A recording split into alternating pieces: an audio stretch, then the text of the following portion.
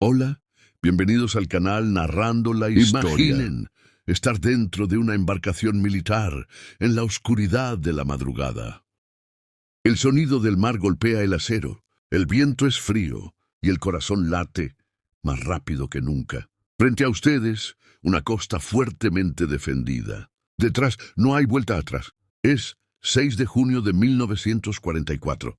En pocas horas, el mundo cambiaría para siempre. Miles de soldados aliados esperan en silencio. Algunos aprietan sus armas. Otros apenas pueden controlar el miedo. Todos saben que están a punto de participar en la operación militar más grande jamás intentada hasta ese momento. Europa lleva casi 5 años en guerra. Gran parte del continente está bajo el dominio de la Alemania nazi. Francia ha caído. Millones viven bajo ocupación. El ejército de Adolf Hitler parece imparable, pero esa madrugada algo está a punto de cambiar. La operación tiene un nombre en clave, Overlord. El objetivo es claro: desembarcar en Normandía, romper las defensas alemanas y abrir el frente occidental, que podría alterar el rumbo de la Segunda Guerra Mundial. Sin embargo, lo que ocurrió en las primeras horas del desembarco estuvo a punto de convertirse en un desastre total. Confusión, caos, fuego cruzado y decisiones que marcarían el destino de millones. Hoy vamos a narrar la historia del día D, cómo se planeó, cómo se ejecutó y por qué ese 6 de junio marcó el inicio del fin del Tercer Reich. Prepárate, porque esta no es solo una batalla, es el momento en que la historia cambió para siempre. Para entender la magnitud del día D, es necesario volver a 1944. Europa estaba devastada. Desde 1939, la guerra había transformado ciudades en ruinas, economías en crisis y millones de vidas en historias marcadas por el miedo y la pérdida. La Alemania nazi, bajo el liderazgo de Adolf Hitler, había expandido su control por gran parte del continente europeo. Polonia había sido invadida. Francia había caído en 1940. Países Bajos, Bélgica, Noruega estaban bajo ocupación alemana.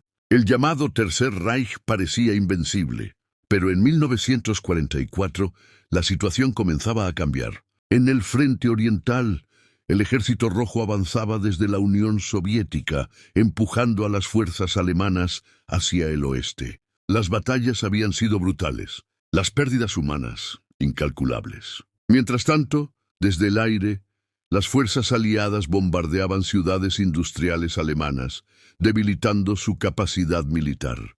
Sin embargo, había un problema estratégico fundamental. La mayor parte del ejército alemán seguía concentrada en Europa Occidental.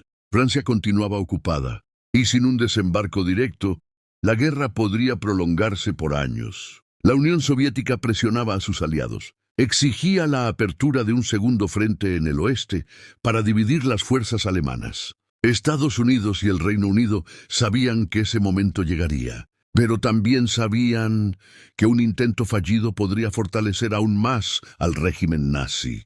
El desafío era enorme. La costa francesa estaba protegida por el llamado Muro del Atlántico, una extensa red de búnkeres, minas, obstáculos y artillería pesada. Hitler estaba convencido de que los aliados intentarían invadir, pero no sabía exactamente dónde, y esa incertidumbre se convertiría en una de las claves de la operación. En 1944, la guerra había alcanzado un punto crítico. No era solo una lucha por territorio, era una lucha por el futuro de Europa. La pregunta ya no era si habría una invasión. La pregunta era ¿cuándo y dónde? Y la respuesta comenzaba a tomar forma en las costas de Normandía. La planificación secreta, Operación Overlord. La invasión no comenzó en las playas de Normandía. Comenzó meses antes, en salas cerradas, mapas extendidos sobre mesas y decisiones que podían cambiar el destino del mundo. La operación recibió un nombre en clave, Overlord. No sería un simple ataque. Sería la mayor invasión anfibia de la historia. Miles de barcos, Miles de aviones, más de 150.000 soldados en el primer día. Pero antes de mover un solo hombre, había que resolver una pregunta fundamental. ¿Dónde desembarcar? El punto más lógico parecía ser el paso de Calais. Era la zona más cercana entre Inglaterra y Francia, y por eso mismo, era el lugar más fuertemente defendido por Alemania. Los aliados sabían que atacar allí sería predecible y posiblemente suicida. Normandía, en cambio, ofrecía playas amplias, pero también riesgos enormes. Corrientes difíciles, clima inestable, defensas costeras activas. La decisión no fue sencilla. El comandante supremo de la operación, Dwight D. Eisenhower, tenía sobre sus hombros una responsabilidad histórica. Un error significaría miles de muertes y el posible fracaso de toda la estrategia aliada. Pero la planificación no se limitó al lugar del desembarco. También se diseñó uno de los mayores engaños militares de la guerra. Los aliados lanzaron una operación de desinformación, creando ejércitos ficticios, tanques inflables, transmisiones de radio falsas, todo para convencer a Hitler de que el ataque ocurriría en Calais. Y durante semanas, el alto mando alemán cayó en la trampa. Mientras tanto, en secreto, se acumulaban tropas en el sur de Inglaterra. Soldados entrenaban día y noche. Ingenieros construían puertos artificiales. Meteorólogos estudiaban cada cambio en el clima, porque el clima sería decisivo. Una tormenta podía cancelar la invasión. Un error de cálculo podía exponer toda la flota. Finalmente, tras evaluar cada riesgo, se tomó la decisión. La fecha elegida fue el 6 de junio de 1944. No había garantías de éxito, solo una convicción firme. La guerra no podía ganarse sin asumir ese riesgo. Y así, tras meses de planificación silenciosa, el mundo se acercaba al día que cambiaría la historia. Las fuerzas aliadas, la magnitud del día de no solo se midió en estrategia, se midió en hombres. Más de 150.000 soldados cruzaron el Canal de la Mancha en las primeras horas del 6 de junio de 1944.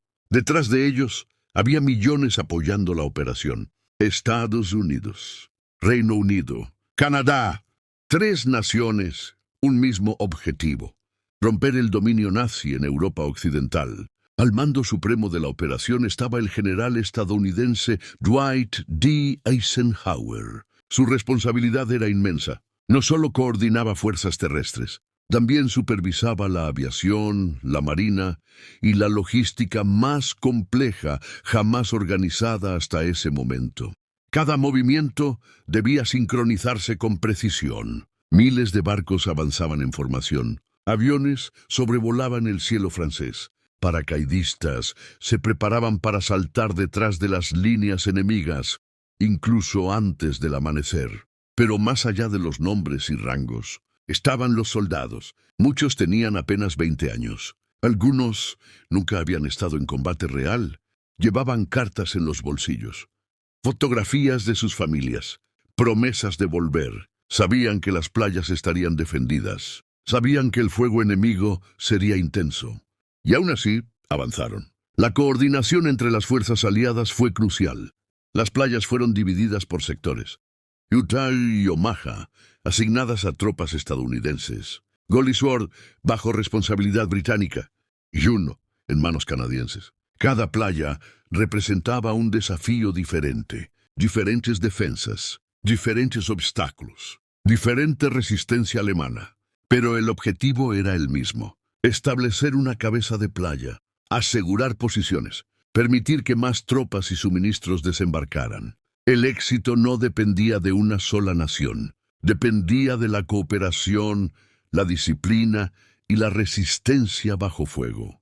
En cuestión de horas, la coordinación aliada sería puesta a prueba, y el resultado definiría si la invasión continuaba o si se convertía en una de las mayores tragedias militares del siglo XX. Las playas del desembarco. El plan estaba definido. 5 playas. 5 puntos estratégicos. Una sola misión. Al amanecer del 6 de junio de 1944, Las fuerzas aliadas comenzaron a acercarse a la costa de Normandía. Cada playa tenía un nombre en clave: Utah, Omaha, Gold, Juno, Sword. Utah, en el extremo oeste, fue asignada a las fuerzas estadounidenses. Allí, las corrientes desviaron ligeramente a las tropas del punto previsto. Paradójicamente, ese error redujo la resistencia inicial alemana. Pero no todas las playas tendrían esa ventaja. Omaha, también bajo responsabilidad estadounidense, estaba fuertemente defendida. Acantilados elevados, nidos de ametralladoras, artillería bien posicionada. Las defensas alemanas dominaban el terreno desde lo alto, y cada metro de arena estaba bajo fuego directo. Más al este, Gold y Sword fueron asignadas a tropas británicas. Juno a fuerzas canadienses. En estos sectores, la resistencia también fue intensa. Minas enterradas bajo la arena, obstáculos de acero diseñados para destruir embarcaciones, campos de tiro cruzado, antes incluso de que las primeras lanchas tocaran tierra.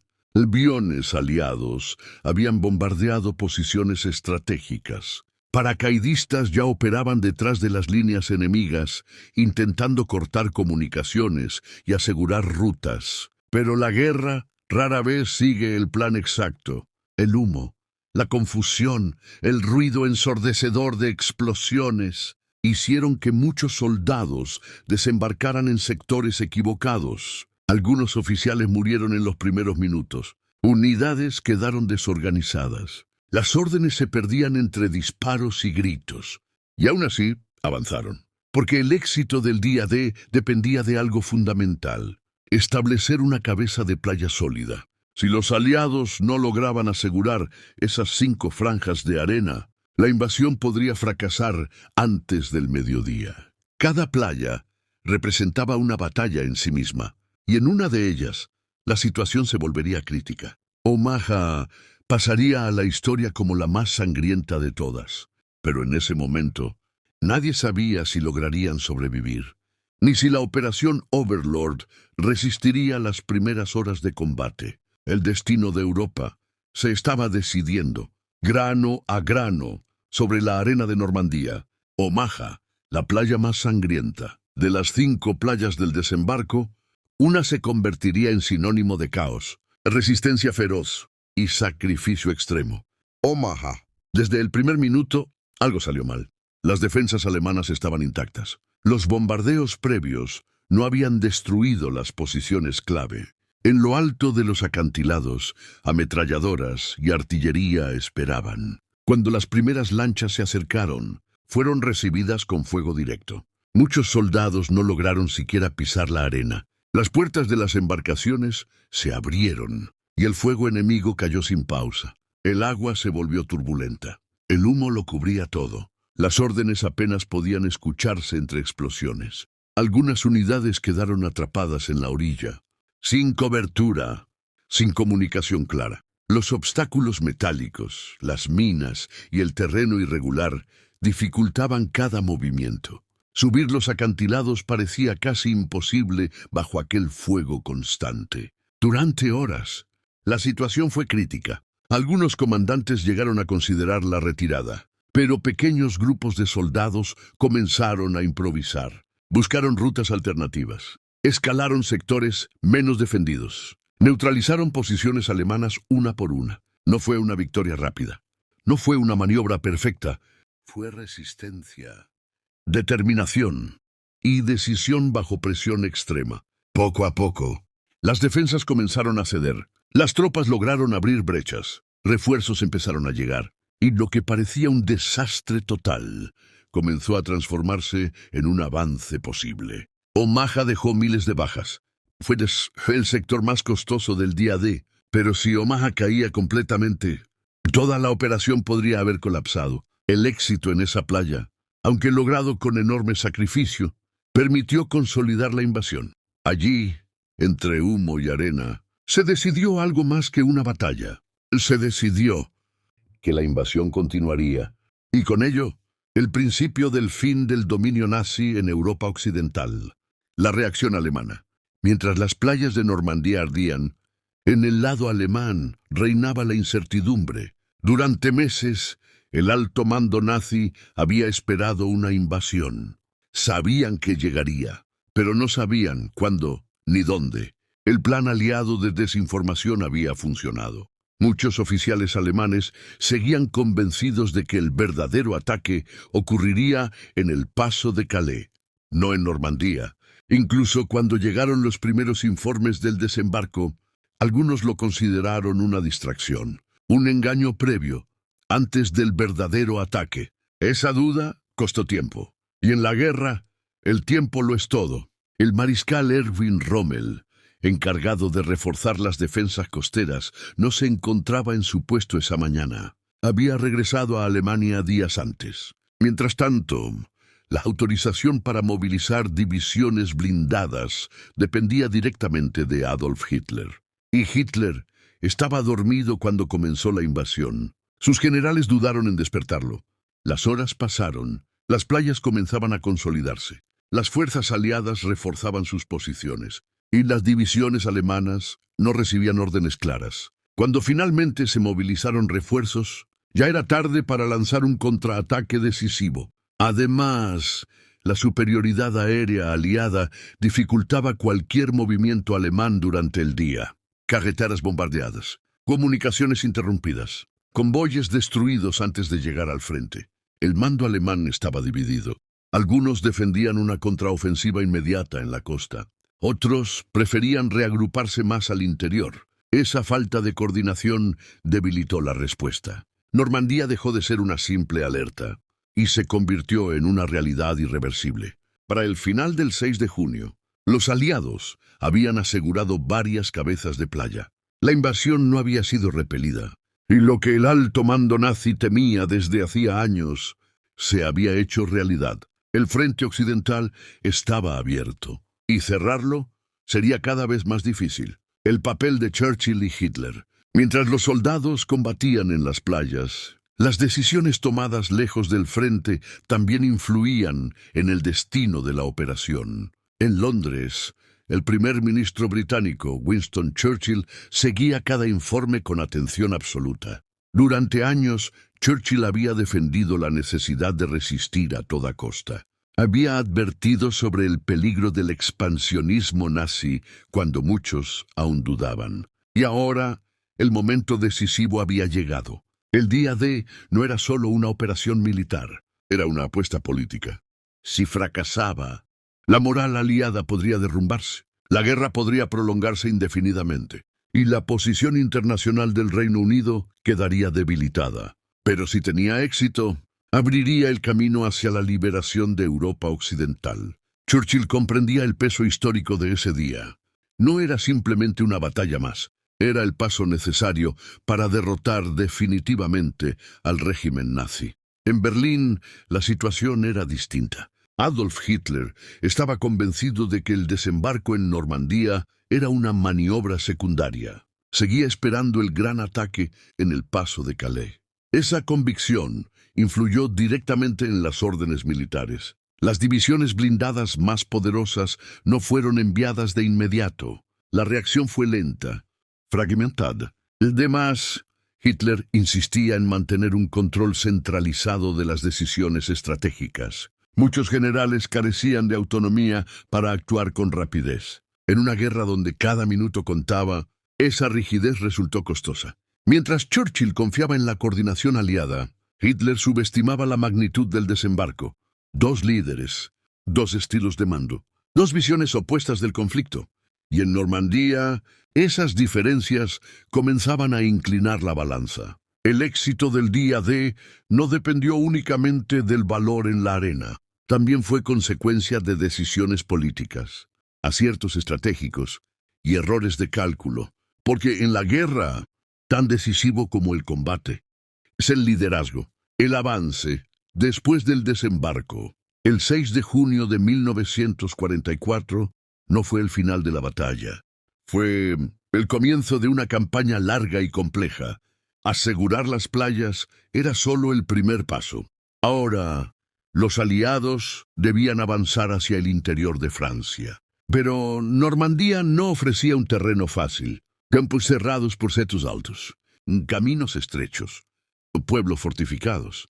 Cada metro ganado exigía combate. Las fuerzas alemanas, aunque sorprendidas por el desembarco, comenzaron a reorganizarse.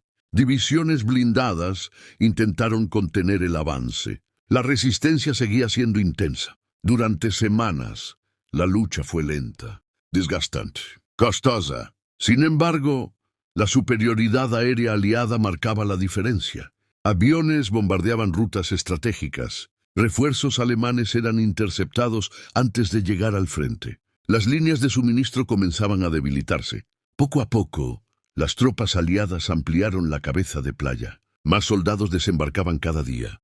Más vehículos, más artillería. Lo que comenzó como una franja de arena disputada se convirtió en una plataforma sólida para una ofensiva mayor. En julio, la Operación Cobra permitió finalmente romper las líneas alemanas en Normandía. El frente comenzó a colapsar. Las fuerzas alemanas se retiraban hacia el este. La presión aumentaba desde todos los lados. Y en agosto de 1944, París fue liberada, la capital francesa, que había permanecido ocupada durante 4 años, volvía a manos aliadas. El impacto fue enorme, no solo militar, también simbólico. El desembarco en Normandía había demostrado que el dominio nazi en Europa occidental no era invencible. El frente occidental estaba consolidado, y el avance hacia Alemania ya no parecía una posibilidad lejana. Parecía inevitable. Consecuencias históricas. El día D no terminó en las playas de Normandía. Sus consecuencias se extendieron por toda Europa. Tras la consolidación del frente occidental, el avance aliado se volvió constante. Ciudad tras ciudad, el dominio nazi comenzó a retroceder. Mientras tanto, desde el este, el Ejército Rojo continuaba presionando a las fuerzas alemanas. Alemania ahora enfrentaba lo que había intentado evitar durante años: una guerra en 2 frentes. El equilibrio estratégico había cambiado. El desembarco del 6 de junio de 1944 no significó la derrota inmediata del Tercer Reich, pero sí marcó el inicio de su caída definitiva. La liberación de París en agosto fue una señal clara. El avance hacia Bélgica, los Países Bajos y finalmente Alemania era cuestión de tiempo. Menos de un año después, en mayo de 1945, la guerra en Europa llegaría a su fin. El régimen de Adolf Hitler colapsaría, el Tercer Reich desaparecería y el mapa político del continente cambiaría para siempre. Pero el día D dejó algo más que un impacto militar. Demostró el poder de la cooperación entre naciones, la importancia de la planificación estratégica y el costo humano que implica cada decisión en tiempos de guerra. Miles de soldados perdieron la vida aquel 6 de junio. Sus nombres no siempre aparecen en los libros, pero su sacrificio influyó en el curso de la historia. Normandía se convirtió en símbolo de resistencia, de riesgo calculado, de un momento en el que el futuro del continente dependía de unas pocas horas decisivas. El día D fue más que una operación militar. Fue el punto de inflexión que aceleró el fin de la Segunda Guerra Mundial en Europa. Y nos recuerda que incluso en los momentos más oscuros, las decisiones estratégicas y el valor humano pueden cambiar el rumbo de la historia. Y así, el 6 de junio de 1944 quedó marcado como uno de los días más decisivos del siglo XX. El día D no fue solo una operación militar, fue un punto de inflexión, un momento en el que el rumbo de la historia comenzó a cambiar. Recordar estos hechos no es solo mirar al pasado, es entender cómo decisiones estratégicas, liderazgo y sacrificio humano pueden transformar el destino de naciones enteras. Si este contenido te ayudó a comprender mejor uno de los episodios más importantes de la Segunda Guerra Mundial, suscríbete al canal. Aquí seguimos narrando la historia con profundidad, respeto y análisis documental. Deja tu comentario. ¿Cuál crees que fue el factor más decisivo para el éxito del día D? Y si quieres que el próximo video explore otra gran operación militar o un momento clave de la guerra, escríbelo abajo. Gracias por acompañarnos. Nos vemos en el próximo capítulo de la historia.